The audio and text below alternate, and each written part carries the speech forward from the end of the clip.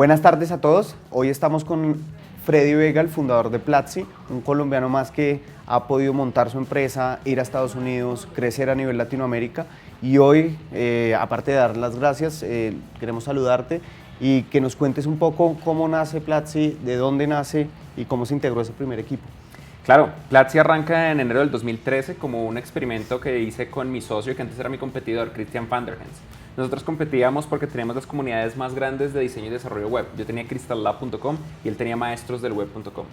Decidimos unirnos y con nuestros ahorros lanzar una idea de cómo crear una plataforma de educación online que realmente sirviera. Porque cursos online hay muchos. Hay muchas empresas que ofrecen educación online. La diferencia no es tanto en si tú eres capaz de subir un video, sino de si la educación que estás ofreciendo realmente le cambia la vida a la gente. Eso se mide de muchas maneras, pero las dos formas de medir más importantes son qué tantas personas que inician un curso lo terminan y ganas más dinero después de estudiar en ese curso. En Platzi, nuestro completion rate es 7 veces superior al de una plataforma normal. Coursera, Khan Academy, Udacity, edX, etc. Ellos tienen aproximadamente un 10% de completion rate. De 100 personas que arrancan un curso, 10 lo terminan, donde en Platzi es del 70%. Pero nuestro dato más importante, este año hicimos una alianza con Omidyar Network, que son inversionistas nuestros, y con Acumen, en su proyecto de Lean Data. Y descubrimos que los estudiantes de Platzi que toman más de un año de cursos con Platzi, en un año tienden a aumentar sus ingresos entre un 54% hasta un 260%, 2.6 veces. Esos resultados son muy impactantes. Obviamente tienen que ver con que nosotros enseñamos habilidades prácticas que se pueden usar inmediatamente en la industria de la economía digital, en tecnología, en programación, en diseño, en marketing. Pero también tiene que ver con que creamos una plataforma y una comunidad que va más allá de simplemente aprender con videos, sino de realmente cambiar la forma en que las personas se forman por internet. ¿Y cómo es ese secreto? O sea, ¿qué los hace tan diferentes de los demás? Porque hay muchos que generan un contenido de calidad, incluso con profesores universitarios buenísimos en universidades enormes. ¿Qué hace a Platzi tan especial y sobre todo a nivel comunidad? Porque si hay algo que a mí me ha impactado siempre de Platzi es que todos los estudiantes y la gente que hace parte de la comunidad se siente orgulloso de Platzi. Claro, lo primero es el equipo que tenemos. Creo que Platzi ha tenido la fortuna de contratar a un equipo de clase mundial que de otra manera sería muy difícil crear lo que nosotros creamos. Nuestro equipo de educación, nuestro equipo de Student Success, nuestro equipo de ingeniería, nuestro equipo de growth, nuestro equipo de producción, todos son personas increíbles en cada uno de sus nichos que aportan un pedacito a ello, y eso es algo que creo yo que es importante para cualquier startup, no solamente para Platzi. En ocasiones cuando uno arranca, uno simplemente contrata a la gente que conoce y eso digamos que es normal, pero tener talento de clase mundial es muy importante, mucho más importante que levantar plata, mucho más importante que tener el precio correcto, es tener el talento de clase mundial dentro de la compañía. Por otro lado, tú mencionabas algo muy interesante y era el tema de las universidades. Las universidades tienen un completion rate del 50%. Y cuando uno sale de la universidad, hay una cosa que todo el mundo dice. Cuando uno obtiene su primer empleo, es que yo no aprendí nada en la universidad. Por alguna razón, bueno, no es por alguna razón, porque por milenios nos han taladrado que sin universidad uno no es profesional. Muchas personas simplemente lo aceptan sin ni siquiera, irónicamente, prender el cerebro y pensar qué es lo que realmente está pasando ahí. Es lo que hace Coursera. Coursera va con un equipo de camarógrafos, graba en una universidad y se va y lo sube. Ahora ni siquiera hacen eso. Ahora te mandan un PDF, si tú eres una universidad, tienes que seguir las reglas de ese PDF y si las sigues, tú grabas los cursos y los subes y de repente ahí sí hay éxito. De otra manera no. Okay. Eso es problemático porque la educación en la universidad, el valor más importante no es las clases, el valor más importante es la gente que uno conoce y la mentoría uno a uno que uno obtiene y sobre todo la investigación que genera la universidad. Lo que nosotros estamos haciendo es reconstruir de principio a fin la forma en la que una persona aprende una habilidad. Lo que nosotros hacemos, por ejemplo, muchas personas nos dicen ¿cuántas horas duran sus cursos? ¿Ese curso cuántas horas de educación es? Y eso es un problema de responder porque pensar que la educación es de horas es pensar que nosotros todavía vivimos en 1820. La educación no debe estar basada en horas, sino en cuál es la forma más eficiente y concreta de lograr que una persona domine un skill, domine una habilidad. Entonces Platzi intenta crear cursos tan cortos, concretos y enfocados como sea posible, con proyectos del mundo real que te permitan probar tu conocimiento con profesores que son microcelebridades en su nicho. Tenemos un curso de Growth Marketing con la persona que dirigió crecimiento en Waze.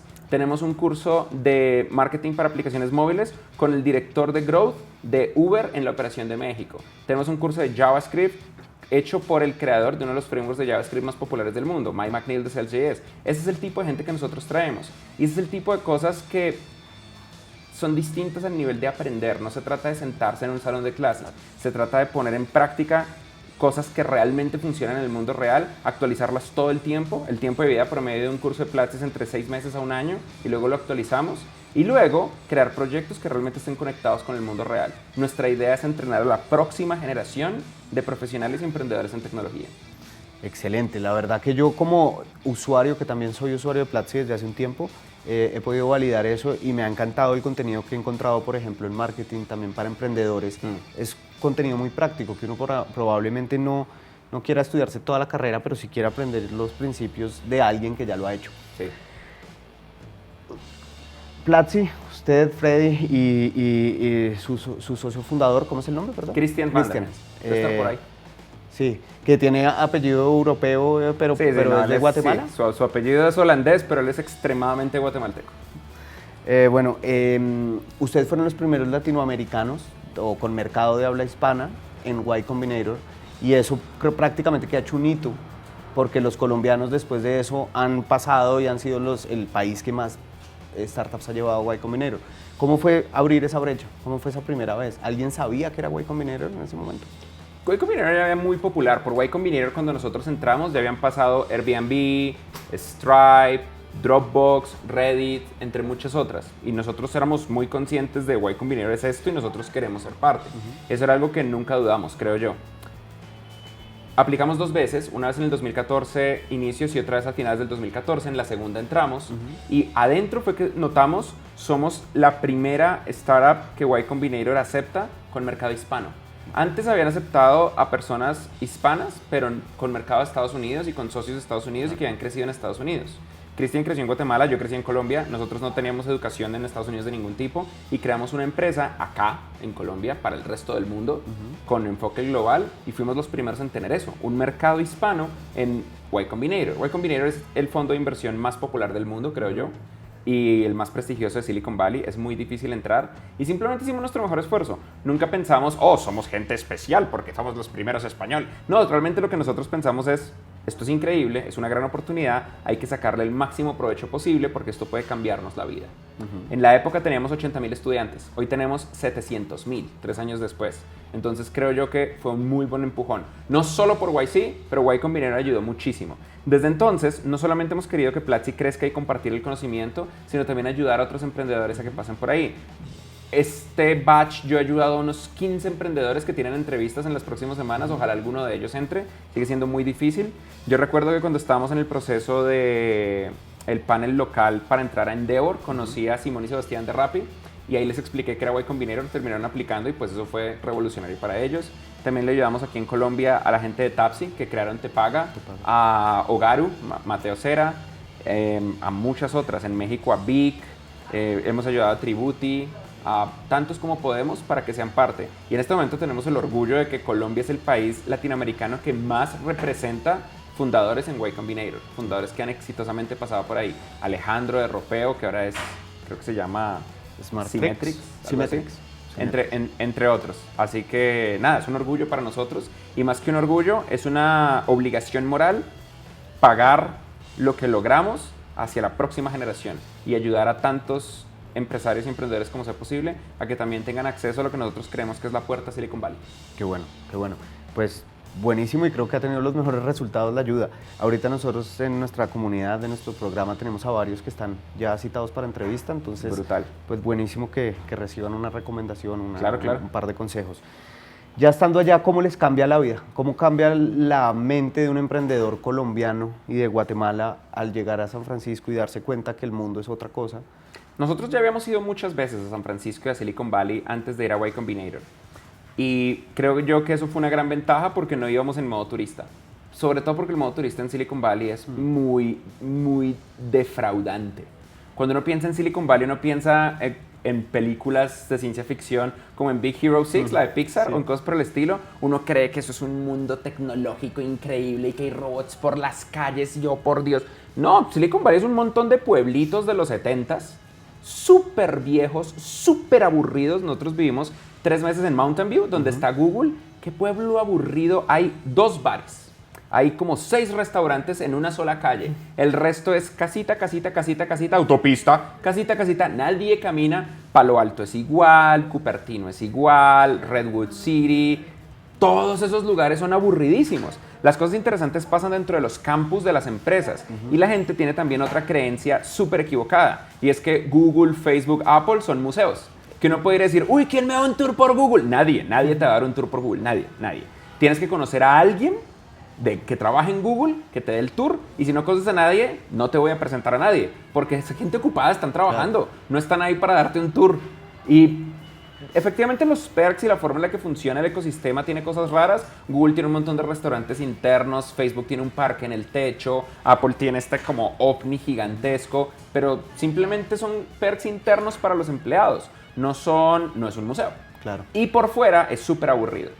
A nivel humano sí es muy distinto. Algo mágico de Silicon Valley cuando uno empieza a crear conexiones es que la gente confía por defecto y todo el mundo te quiere ayudar. Muy distinto a Latinoamérica, donde creo yo que la gente desconfía por defecto. También tiene que ver mucho con la forma en la que funciona legalmente Estados Unidos versus el resto del mundo. En Colombia, en México, por ejemplo, nuestras facturas tienen que ser ultra legales y con códigos y tal. En México directamente son XMLs que se van directamente a la SAT, que es como la DIAN de México, donde en Estados Unidos una factura es una servilleta.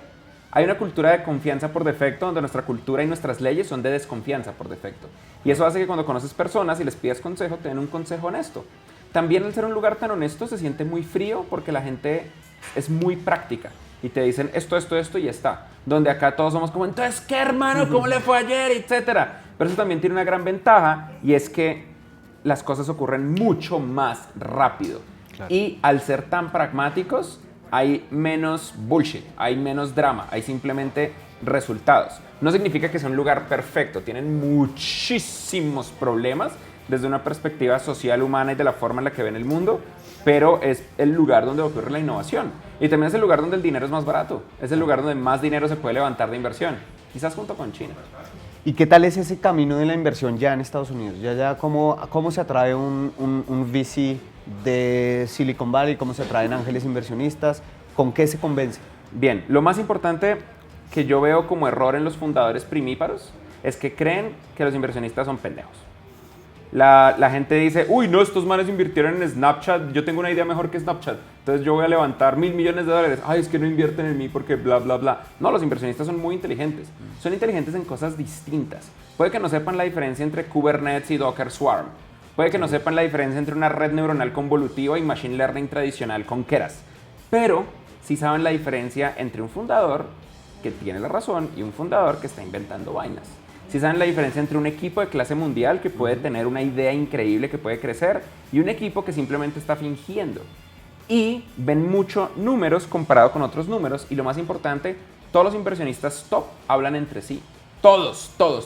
También por un tema de dónde están. Todos los inversionistas están en los mismos barrios, en South Park de San Francisco o en Sand Hill Road, en Palo Alto. Todos tienen los hijos que van al mismo colegio o el hijo de uno sale con la prima del otro, entonces se ven en reuniones y charlan y se intercambian datos y back channel. Entonces uno le manda un dato a uno y otro dato al otro y se mandan un mail. Oiga, ¿usted conoce a este man? Me dijo esto. Uy, a mí me dijo esto otro. No, este man me está hablando. Claro. Y entonces esas cosas se rompen rápidamente. Los ángeles inversionistas se comportan distinto, pero los ángeles inversionistas usan señales de inversión.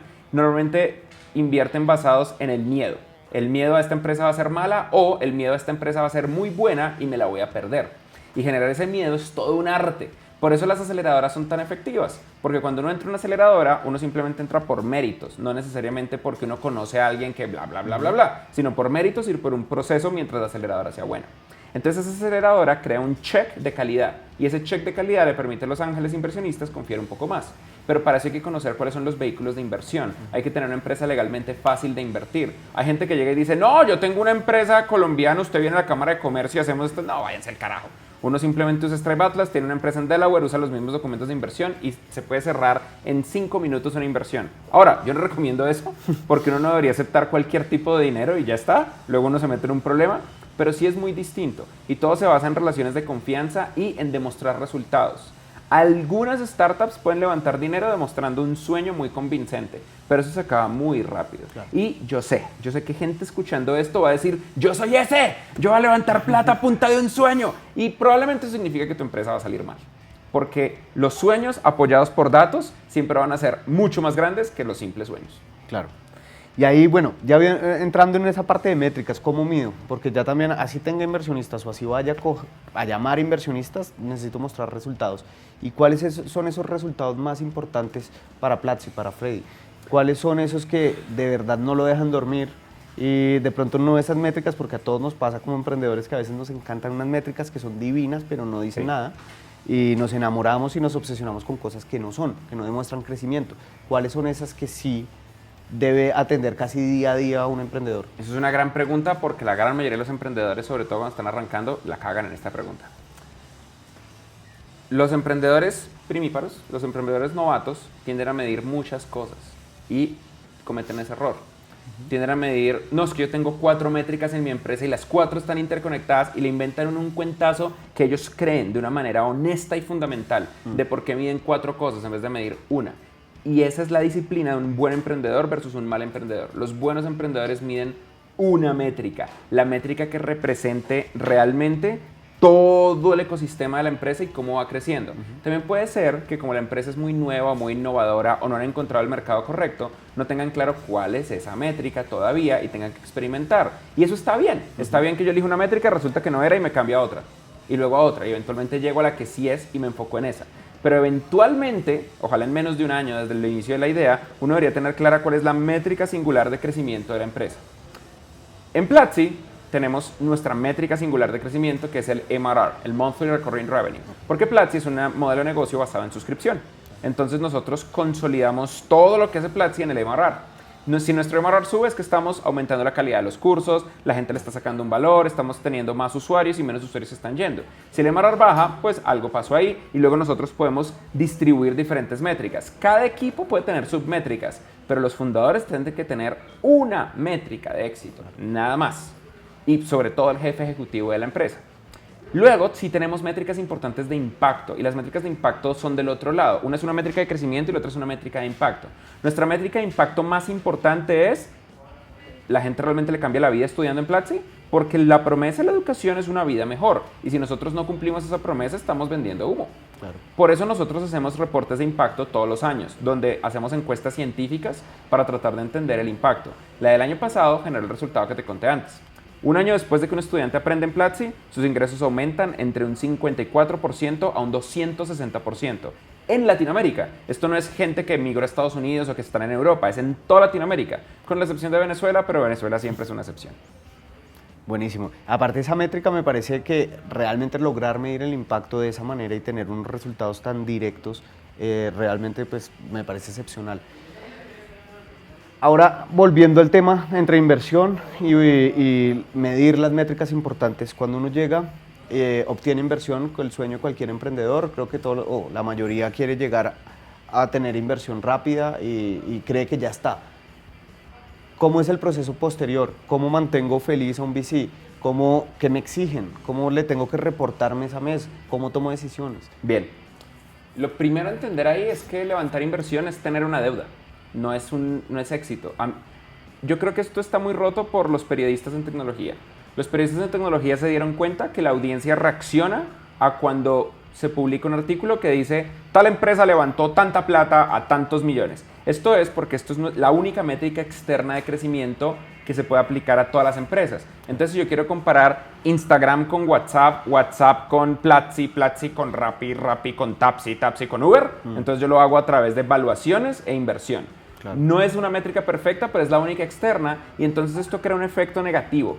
Y es que muchos emprendedores que tienen mucho potencial aplacan su potencial porque le creen a los blogs y creen, no, es que ser emprendedor es levantar plata. Y si yo no levanto plata, yo no estoy teniendo éxito. Y curiosamente, esto es reforzado por los inversionistas ángeles. Los inversionistas ángeles normalmente tienen un inconveniente, bueno, no es inconveniente, es como un catch-22, es difícil de explicar esto. Un inversionista ángel quiere invertir para eventualmente en un futuro lejano sacar plata y crecer, ¿cierto? Sí. Porque si no, ¿para qué están invirtiendo? y porque quieren apoyar al emprendedor, bla, bla, bla, pero si quisieran apoyar al emprendedor le regalarían plata. Lo que quieren es que la empresa crezca para que ellos crezcan también y hacer apuestas más arriesgadas que un CDT o que invertir en un apartamento o lo que sea. Entonces los inversionistas ponen una nota convertible, un SAFE, y esos no son VCs, no son Venture Capital, son ángeles, son amigos, bla, bla, bla. Y ellos saben que cuando llegue un inversionista institucional, un VC, un Venture Capitalist, va a convertir esas inversiones raras en equity real, en una estructura real, institucional. Entonces van a tener más asegurado que son dueños de un porcentaje de esa empresa. Entonces ellos tienen un incentivo perverso para empujar al emprendedor a que busque Venture Capital, donde no todos los negocios requieren Venture Capital. Y esto es una de esas cosas duras. Si tu negocio no tiene la capacidad, con o sin capital, de crecer por lo menos 2x por año, de pronto no necesita Venture Capital. Y si quieres definitivamente levantar Venture Capital, tienes que construir tu negocio de tal manera que pueda generar ese crecimiento. Y normalmente uno entra en una dicotomía. Y la dicotomía es, lo que yo necesito es plata. Y entonces tengo 2X. Sin plata no puedo. Pero eso es complicado. Porque uno necesita mostrarle resultados a los VCs para que los VCs quieran invertir en uno.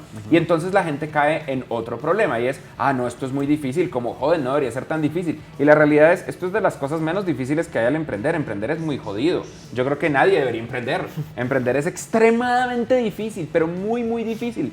Muy difícil. ¿Quieren hacer plata? Sigan la carrera militar, vuélvanse generales. O váyanse al Senado, una vaina por el estilo, compren casas. Porque emprender es muy, muy, muy, muy, muy barraco.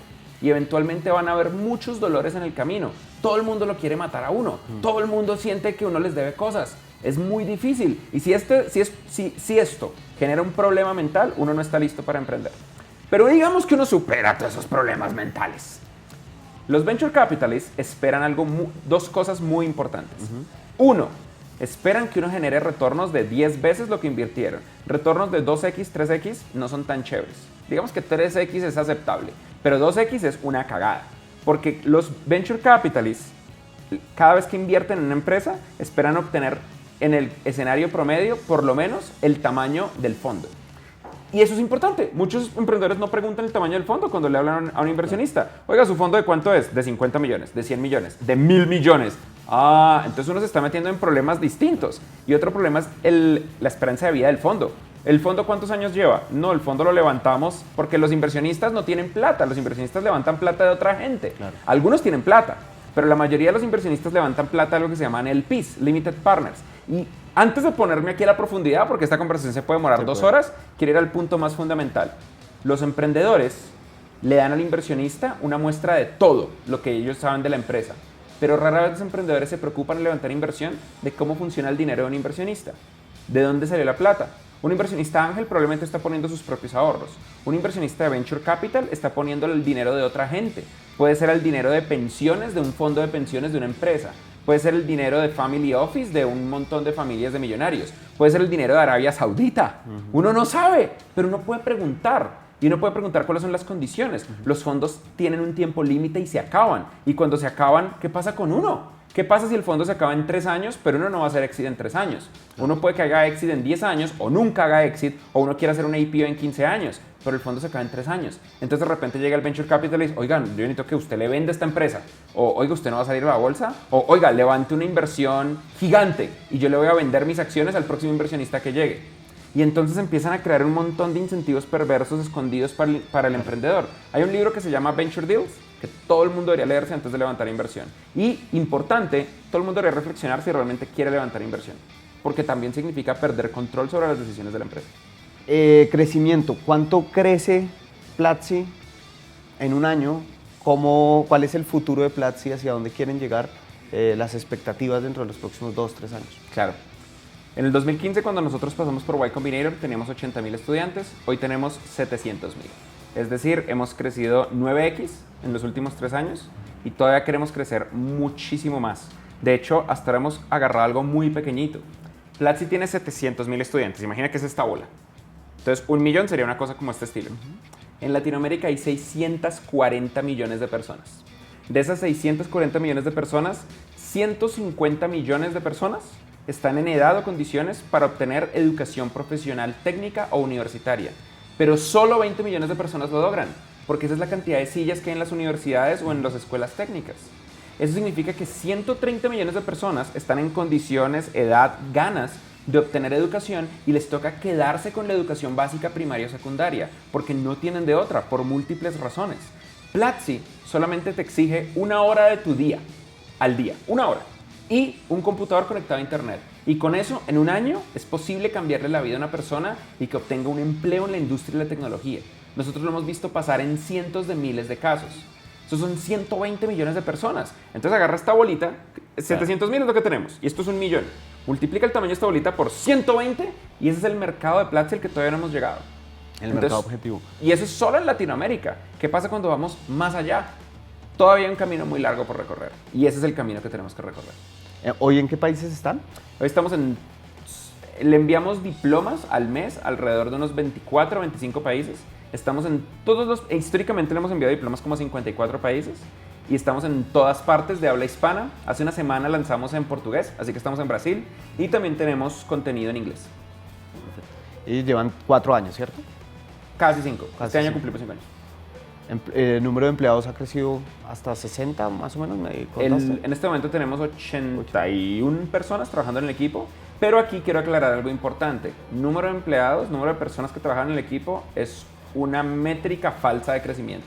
Porque lo único que uno tiene que hacer para crecer ese número es gastar plata. Nada más. Entre menos personas uno tenga, pero más crecimiento, mejor. Uno de los casos más significativos es WhatsApp. Con 14 personas tuvieron un exit apabullante, 6.000 millones creo, o 13.000 millones, uno de esos números. Pero en cuanto a equipo, ¿qué es lo más difícil de crecer un equipo? ¿Qué es lo más difícil de llegar a un equipo de 70 personas? Porque, bueno, ya creo que hay mucho conocimiento o hay mucha teoría acerca de cómo escoger los fundadores, cómo ese primer equipo de fundadores, creo que eso se puede encontrar en cualquier lado. ¿Cuál es el secreto para encontrar los mejores empleados cuando uno crece a ese nivel, a ese ritmo? Entiendo. Lo que voy a decir va a ser raro porque los tengo aquí al lado, así que quiero que sepan que los amo, que los quiero mucho.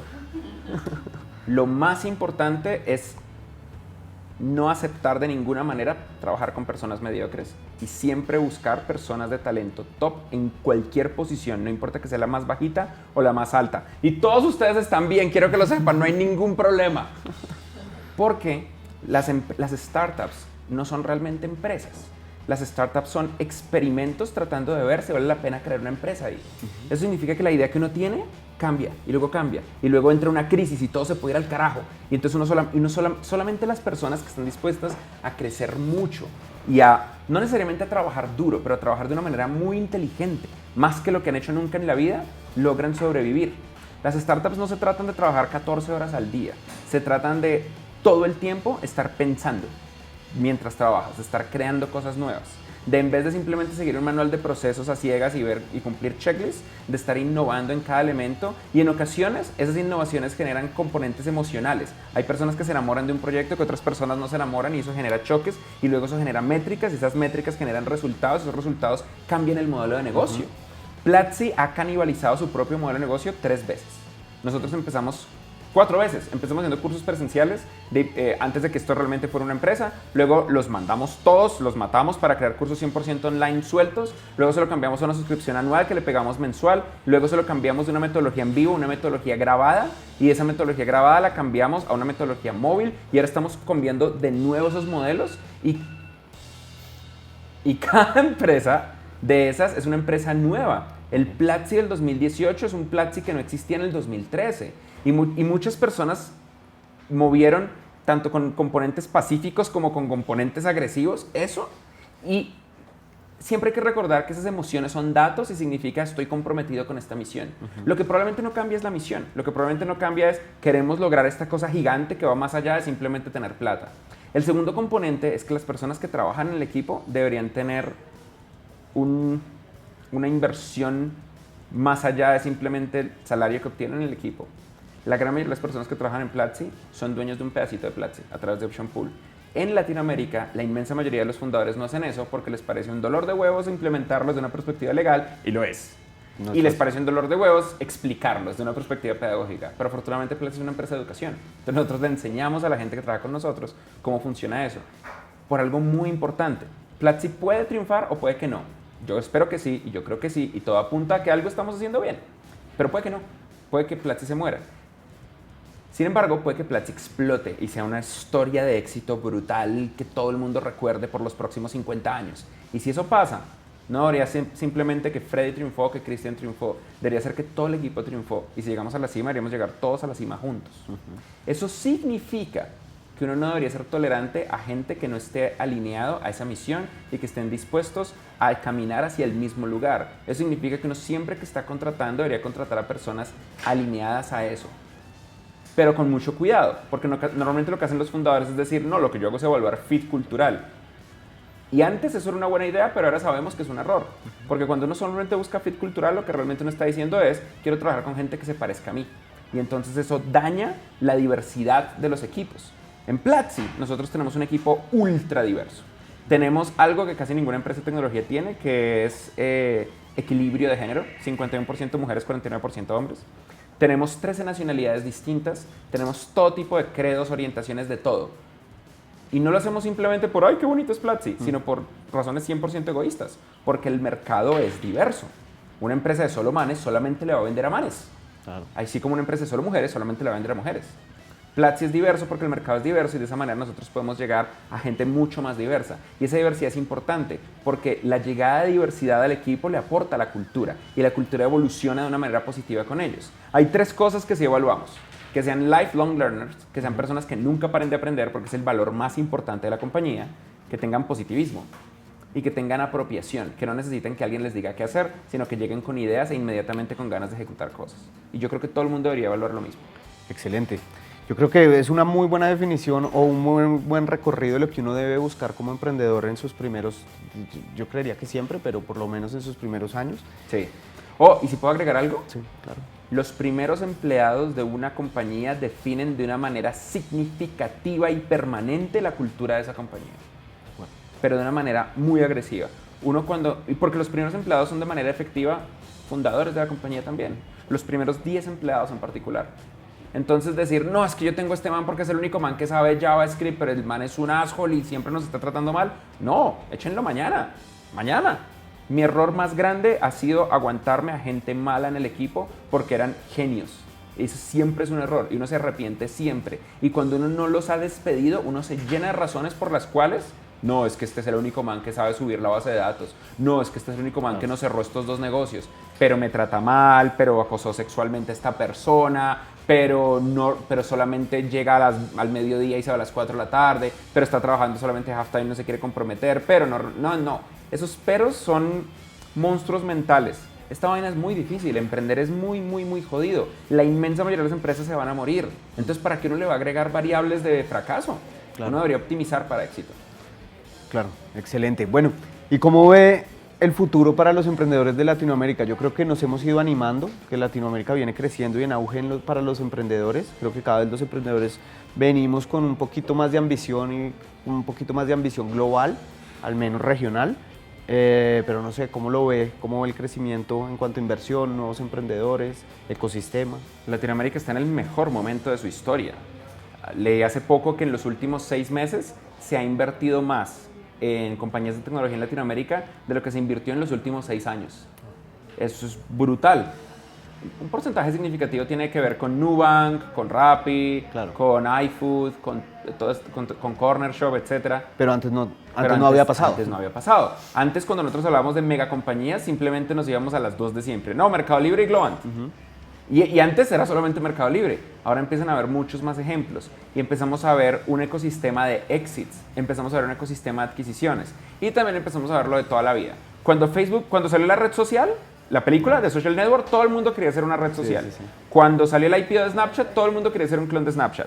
Cuando Uber empezó a crecer, todo el mundo quería hacer un clon de Uber. ¿Qué es lo de hoy? El clon de Rappi. Todo el mundo quiere hacer un clon de domicilios. Y así, versus ideas realmente innovadoras que arranquen desde cero. Y en ocasiones es complicado ver esas ideas innovadoras. Por ejemplo, yo siento que mucha gente cuando salió Platzi pudo habernos juzgado, esto es un clon de Coursera, cuando para nada. Nosotros a propósito creamos desde cero Platzi de tal manera que no se pareciera en nada a lo que habíamos visto allá afuera y que estuviera más alineado a los experimentos e ideas que teníamos de cambios de metodología. Y el problema es que esas ideas son más riesgosas. Es más riesgoso arrancar desde cero y tener algo innovador que clonar algo que ya sabemos que funciona. Pero ese es el éxito de muchas otras empresas acá. ese es el éxito. Tapsi es, ok, es un clon de Easy Taxi, pero la metodología en la cual ellos lanzaron y el modelo de negocio y la forma de adquisición de los taxis fue increíble y nadie lanzaba algo por el estilo. No, Ogaro es un clon de Homejoy, pero Homejoy se murió y Ogaro no se murió. Y Ogaro realmente no es un clon de Homejoy, simplemente tienen un modelo de negocio similar, pero su modelo de negocio es radicalmente distinto versus Homejoy, donde Homejoy los trata como economía de gig economy, economía colaborativa. Ogaro les da un contrato. Y es como, ¡guau! Pero usted va a hacer que esa empresa se muera. No, las otras empresas se murieron. Él no solamente sobrevive, sino que tiene un modelo repetible, escalable y explosivo en uno de los lugares de negocio donde la gente menos se imagina. Y así hay ejemplo tras ejemplo tras ejemplo. Hacer innovación es riesgoso, pero hacer innovación es la única forma de crear una empresa explosiva a nivel de crecimiento. Y tiene el problema que al principio los clientes corporativos les va a costar mucho trabajo entender si esta vaina es de verdad o no. Pero eventualmente lo van a entender. Mientras la empresa no se muera, lo importante es eso, apostarle a que no se muera. Es el mejor momento para emprender en Latinoamérica. No hay uno mejor.